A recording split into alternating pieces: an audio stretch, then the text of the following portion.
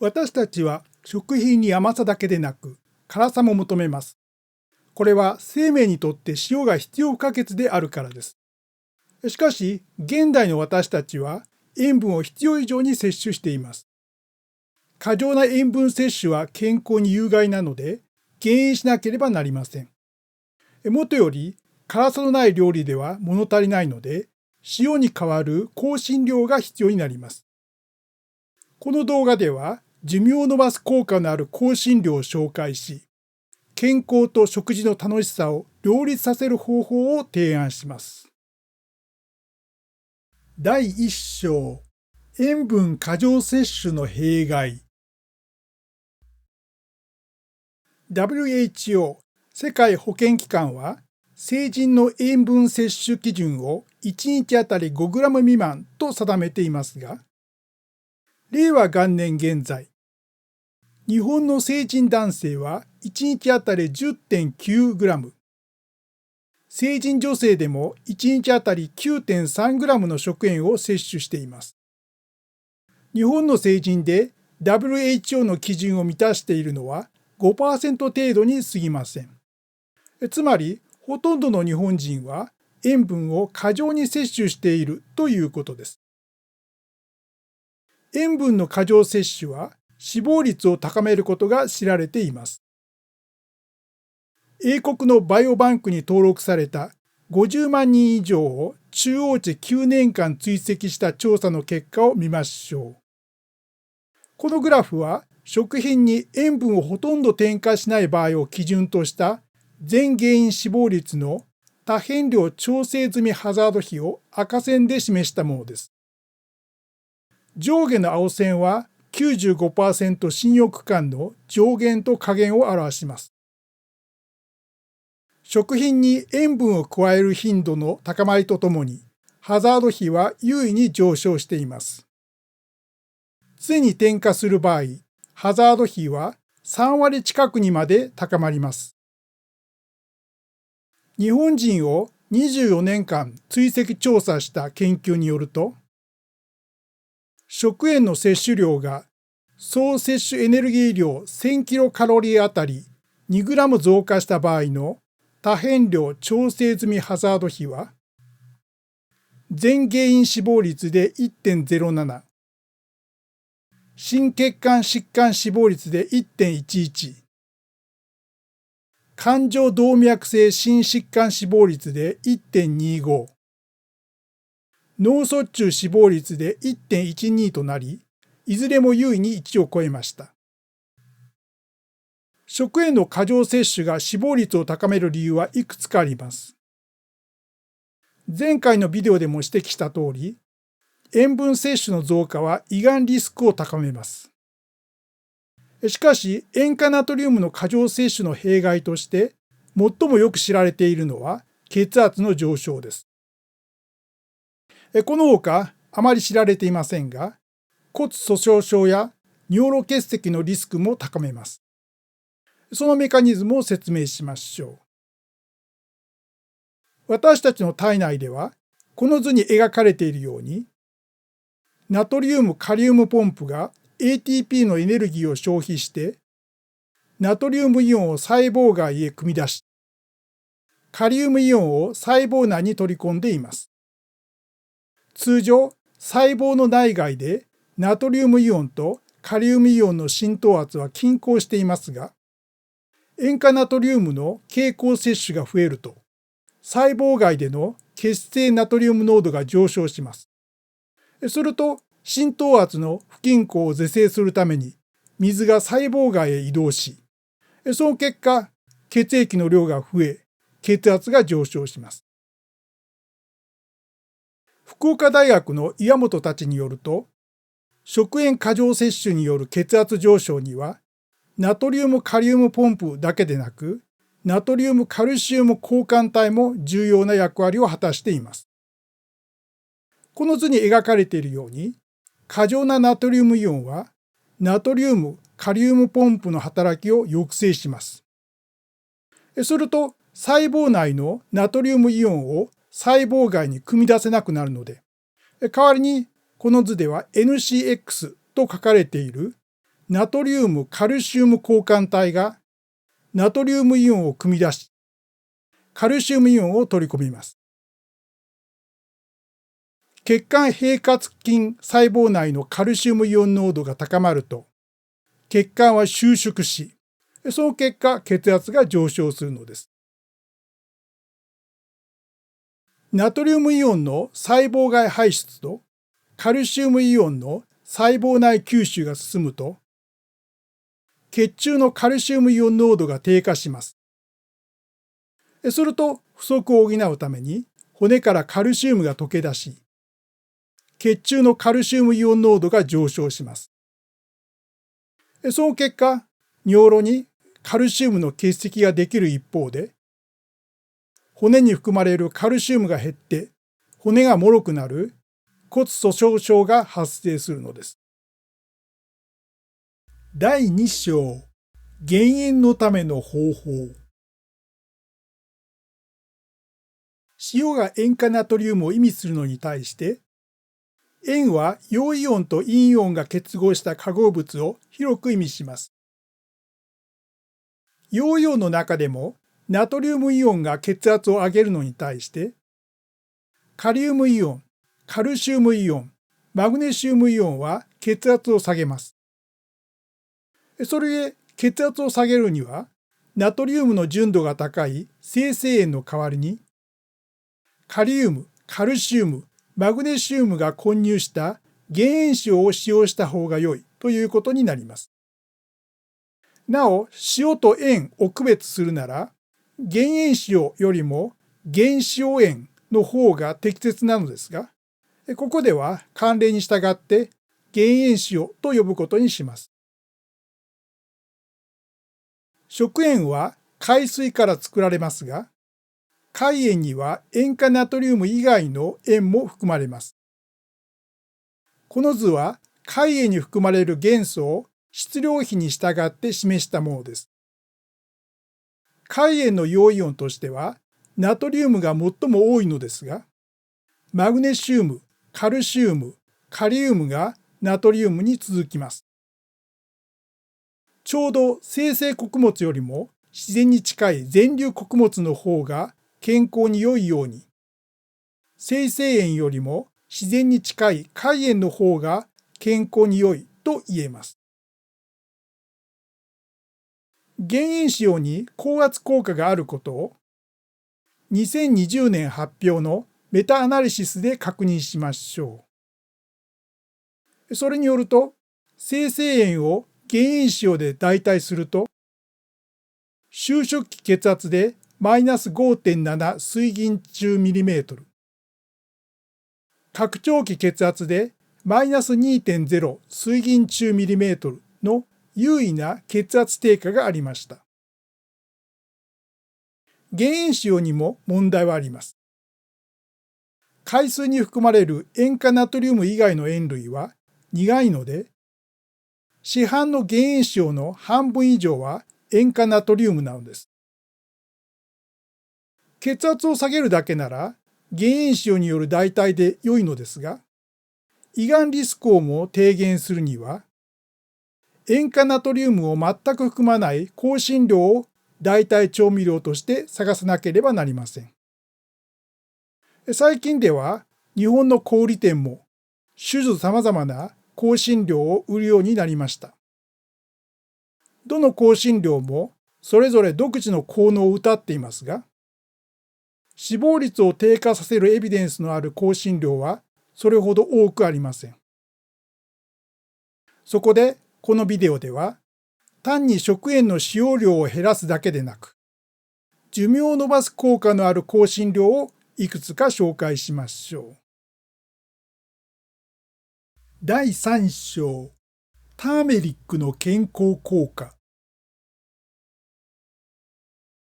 ターメリックとは日本でウコンと呼ばれている植物の英語での名称です。ウコンの根茎の粉末はこの写真に見られる通り鮮やかな黄色を呈しています。日本のマーケットではこの黄色の粉末がターメリックの名でスパイスとして売られています。ターメリックが含むポリフェノールであるクルクミンにはカロリー制限模倣効果があることが知られています。その効果をイランでのコホート研究で確認しましょう。イランは多様な香辛料をふんだんに用いたペルシャ料理を伝統としているので、香辛料摂取の影響を知るにはうってつけの調査対象です。40歳から75歳の4万人以上を11年間追跡したところ、ターメリック摂取者の非摂取者と比べた多変量調整済みハザード比は、全原因死亡率と心血管疾患死亡率で優位に1を下回りました。がん死亡率は優位に1を下回りませんでしたが、クルクミンにはカロリー制限を模倣し、生活習慣病を予防する効果があると言えそうです。しかし他方でクルクミンには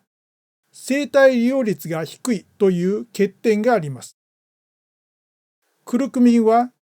水に溶けにくく、小腸でも吸収されにくく、吸収されても科学的に安定せず、肝臓での代謝後、速やかに排泄されてしまいます。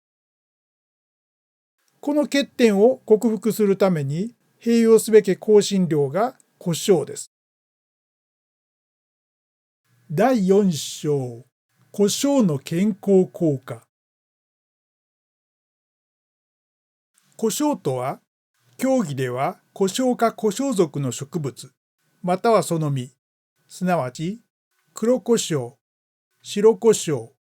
青胡椒、飛髪のことです。英語ではそれぞれブラックペッパー、ホワイトペッパー、グリーンペッパー、ロングペッパーと言います。講義では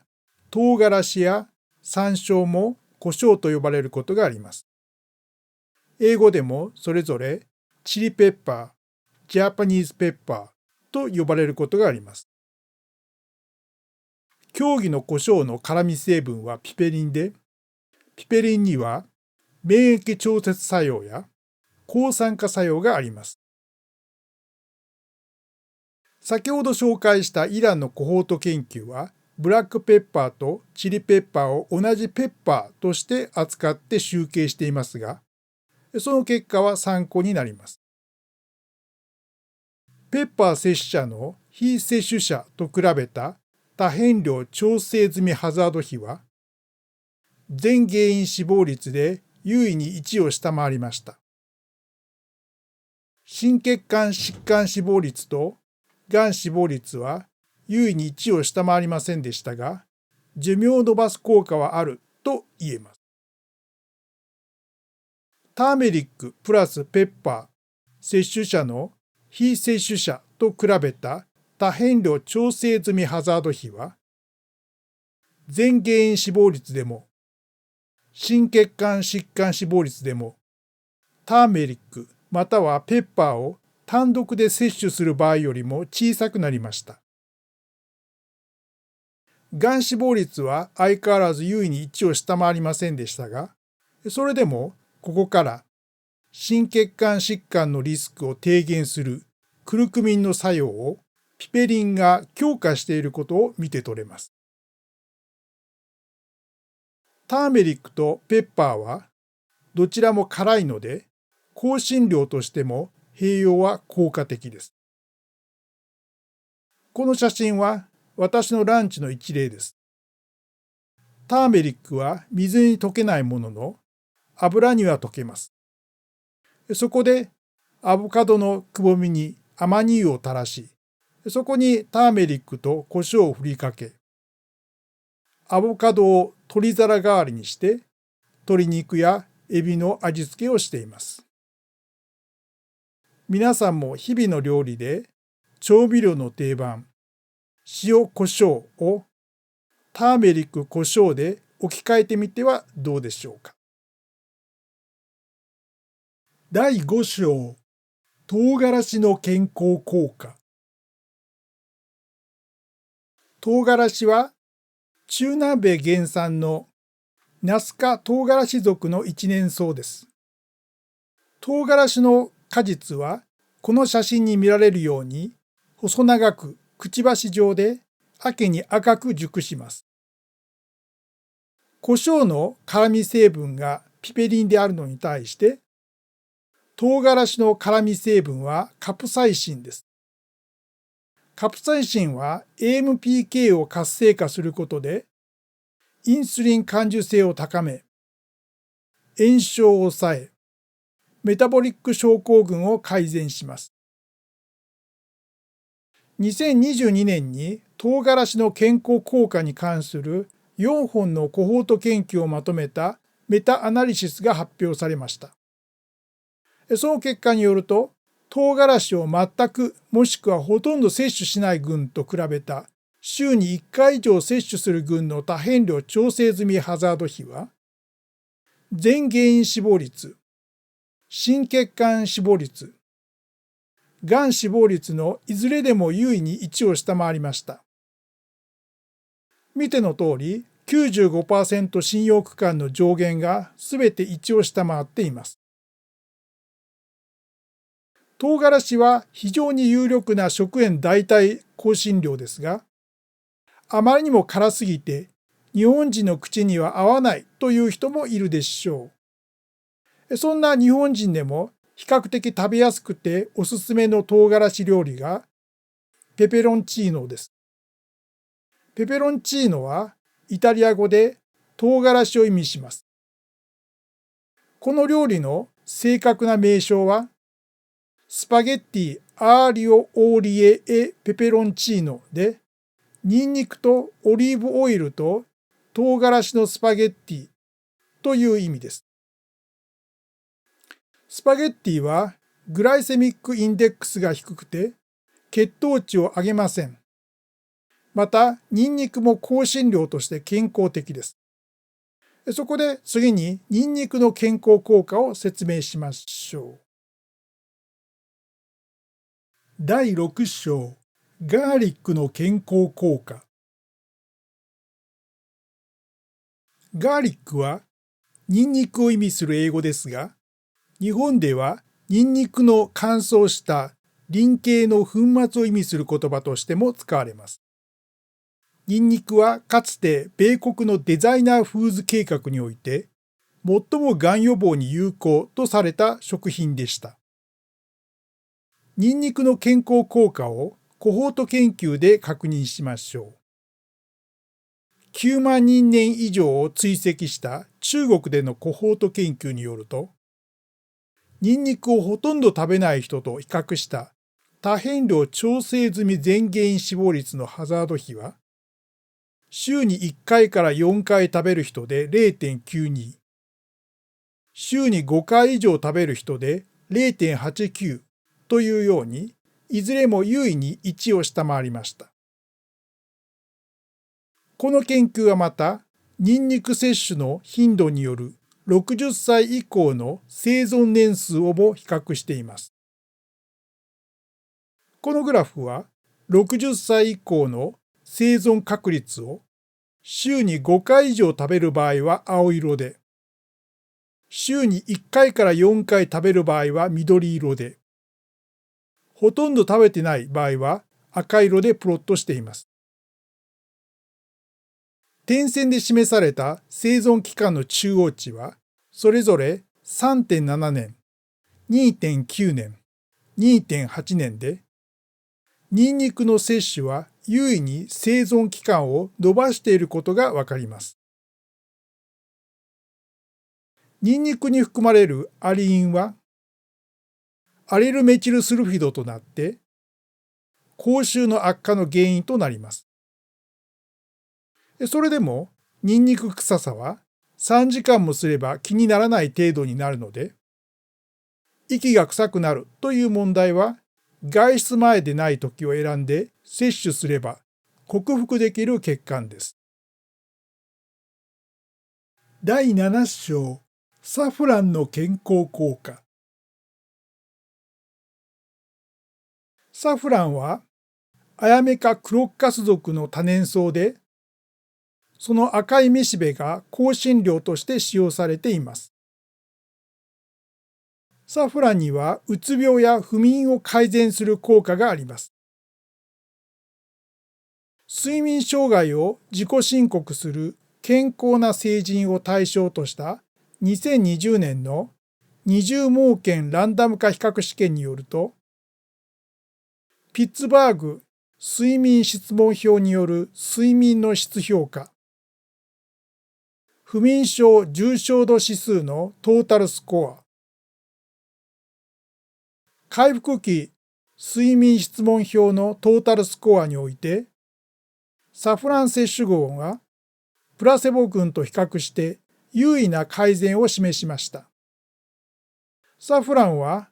睡眠の質を改善するということです。サフランには血圧を下げる効果もあります。8本のランダム化比較試験をまとめた2021年のメタアナリシスによると、サフラン摂取群のプラセボ群との荷重平均差は、収縮期血圧でマイナス 0.65 水銀中ミリメートル、拡張期血圧でマイナス 1.23 水銀中ミリメートルといずれも優位に負となりました。では、サフランには死亡率を低下させるほどの効果まであるのでしょうか。サフランの世界最大の生産国はイランということもあって、これまで取り上げてきたイランのコホート研究も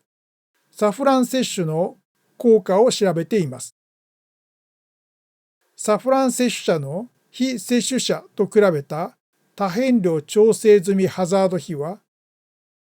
全原因死亡率と心血管疾患死亡率で優位に1を下回りました。がん死亡率には影響を与えません。サフランはパエリア、ブイヤベース、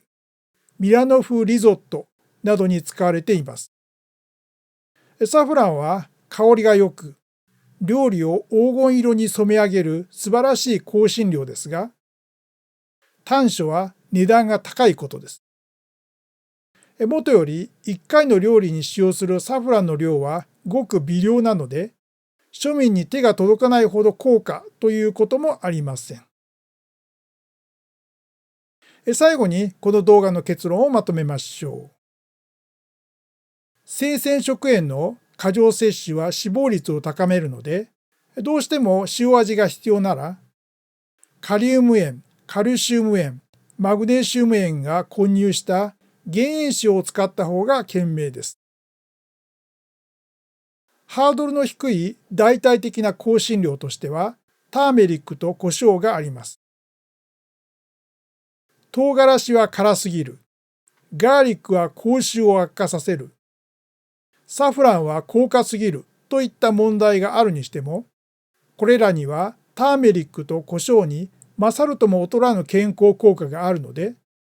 多様な香辛料を用いて料理に彩りを添えてください。このコンテンツは一般的な情報の提供を目的としています。一般に健康に良いとされる方法が個別にも最適とは限らないので、個別での実践に際しては、個別事情に詳しいかかりつけ医等に相談してください。このチャンネルでは、私のコンテンツに興味を持ってくださる方に更新情報をお知らせする長井俊也ニュースレターというメールマガジンを配信しています。登録するには japanese.nagaitoshia.com にアクセスしてください。完全無料でいつでも登録を解除できるのでお気軽に試してください。